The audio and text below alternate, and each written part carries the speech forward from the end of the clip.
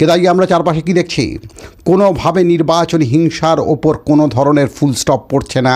এখনও কেন চলবে এই নির্বাচনী হিংসা? এই নির্বাচনী হিংসায় যেই মারা যাক, শুভেন্দুবাবুর আত্মসহায়ক যে খুন হয়েছেন সেই খুনেরও তীব্রতম ধিক্কার জানাই সেই খুন যারা করেছেন তার বিরুদ্ধে, এবং অবিলম্বে বিচার চাই। এবং তার সঙ্গে সঙ্গে গরিব মানুষের ওপর যে আক্রমণ চলছে, বিভিন্ন পার্টি অফিস যে ভেঙে দেওয়া হচ্ছে, এগুলো কেন চলছে তার তো একটা জবাব আমরা এখন কার কাছ থেকে পাবো?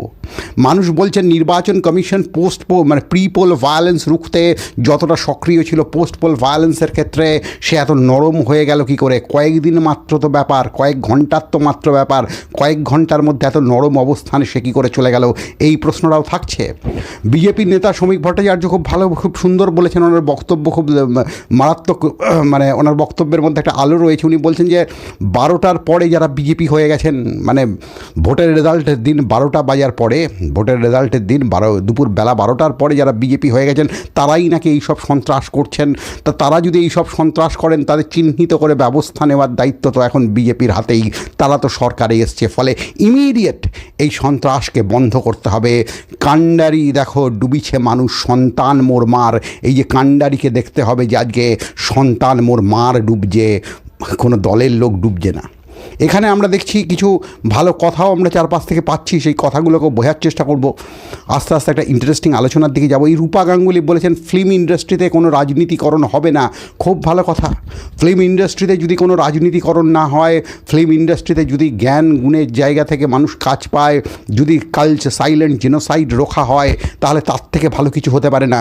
কিন্তু এই কথাগুলো যখন শুনি এবং তারপর যখন শুনি মা ক্যান্টিন বন্ধ করে দেওয়া হচ্ছে, গরিব মানুষের ঝুপড়ি কালকেও দেখেছিলাম ডিজে নাচতে নাচতে বুলডোজার দিয়ে বন্ধ করে দেওয়া হচ্ছে, তখন মনে হয় যারা গরিব মানুষের ঝুপড়িগুলোই রক্ষা করতে পারছেন না, তারা কি ফিল্ম ইন্ডাস্ট্রিতে বড় পরিবর্তন আনবেন? এই প্রশ্নটা কিন্তু থেকে যাচ্ছে।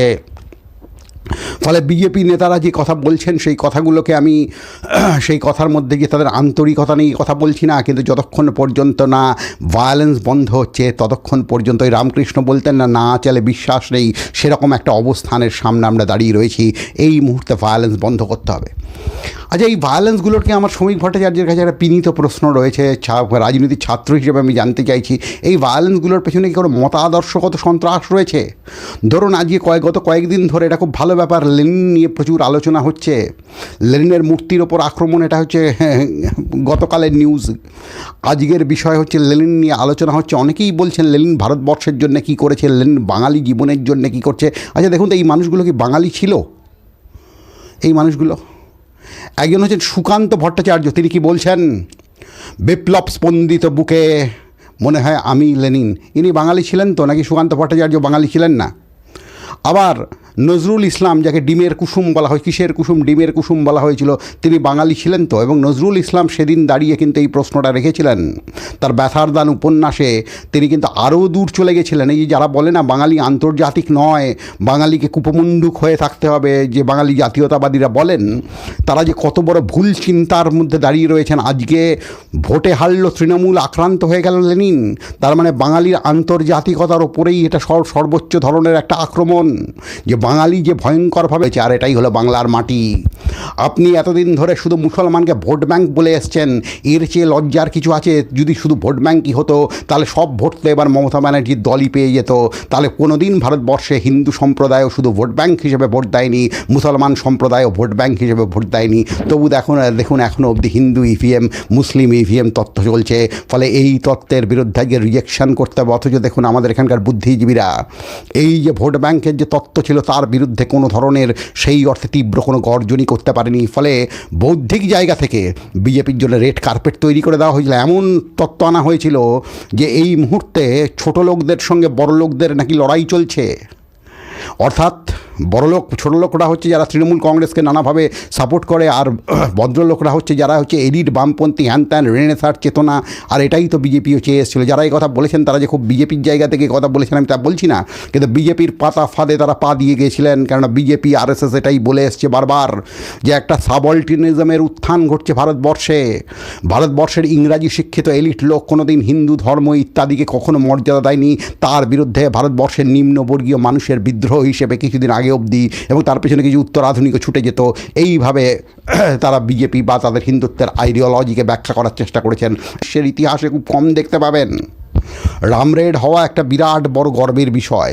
সে নিজের দলকে একেবারে ধ্বংস করে দেয়, তার নিজের দলের প্রতি কোনো আস্থা থাকে না, অন্য কোনো দলকেও সে দেখতে পায় না, সে শুধু দেখে বিজেপি বিজেপি বিজেপি। আমার সকল রসের ধারা তোমাতে তোমাতে হলো সারা। রামরেড হচ্ছে সেই প্রাণী যারা নিজের দলকে সম্পূর্ণ ধ্বংস করে দেয়। নিজের উত্থান, যারা তৃণমূল চুরি করেছে, দুর্নীতি করেছে, তুমি উত্থান করো, তুমি চিৎকার করে বলো যে তৃণমূলের বিকল্প বিজেপি হতে পারে না, আমরাই একমাত্র বিকল্প, তার জন্য যতদূর লড়াই করার আমরা করব। সেসব দিকে তারা যেতে পারেন না। তারা হলেন ওই আমার সকল রসের ধারা তোমাতে তোমাতে হলো সারার মতোই বিজেপিতে বিলীন হয়ে তারা মনে করেন ওখানেই বোধহয় ব্রহ্ম রয়েছে। এবার ব্রহ্ম যদি কেউ মনে করে বিজেপিতে রয়েছে, তাকে তো আপনি আটকাতে পারবেন না। ওই রামকৃষ্ণ বলেছিলেন না ব্রহ্ম কি, এই বিষয়টা ওই মহিলাটা সবচেয়ে ভালো জানেন। ওই মহিলাটা সবচেয়ে ভালো জানেন। বলছে কীরকম ব্যাপারটা একটু ব্যাখ্যা করুন। রামকৃষ্ণ তখন বলছেন, এত অসাধারণ ওরাল স্টোরির লোক খুব কম পাবেন। বলছেন বিয়ে হচ্ছে একটি মেয়ের, তা বরকে, মেয়েটার সঙ্গে যারা বন্ধুবান্ধব ছিল তারা বলছে তোর বর এসে গেছে, বর এসে গেছে, বরকে দেখ। বরকে মেয়েটি খুঁজে যাচ্ছে, ডান দিক খুঁজছে, বাঁ দিক খুঁজছে, কোনো জায়গায় খুঁজে পাচ্ছে না। যতক্ষণ খুঁজে পাচ্ছে না ততক্ষণ কথা ছিল। যেই বরকে দেখে নিল আর কোনো কথা নেই। অর্থাৎ রামকৃষ্ণের ব্যাখ্যা অনুযায়ী ব্রহ্মকে আপনি যখন দেখে নিচ্ছেন তখন আপনি বাক্য মনাতীত হয়ে যান। ফলে ওই মেয়েটি সেই বাক্য মনাতীত জায়গায় চলে গেছিল। রামরেডদের অবস্থা সেরকম হয়েছে। বিজেপিকে পেলেই একদম ব্রিগেডের মিছিলে লাল পতাকা নিয়ে হাঁটা চলছে, কিন্তু ভোটের এলেই বাক্য মুনাতীত তারা হয়ে যাচ্ছেন। 1977-এ লেফট ফ্রন্ট এসেছিল, তার পরাজয় হলো কি 34 বছর পরে 2011 সালে মমতা বন্দ্যোপাধ্যায় এসেছিল, তার পরাজয় হলো কি 15 বছর পরে 2026 সালে। তার মানে দেখুন আস্তে আস্তে গ্যাপটা কমছে। বাংলায় বোধহয় আমরা আরেকটা অন্য ধরনের রাজনীতির দিকে যেতে চাইছি, যে রাজনীতি ভয়ঙ্করভাবেই হয়তো 5 বছর অন্তর যে সামাজিক পরিবর্তনের বিষয়টা সামনে রাখে, সেই সামাজিক পরিবর্তনের রাজনীতিটাকে নিয়ে আসতে চাইছে।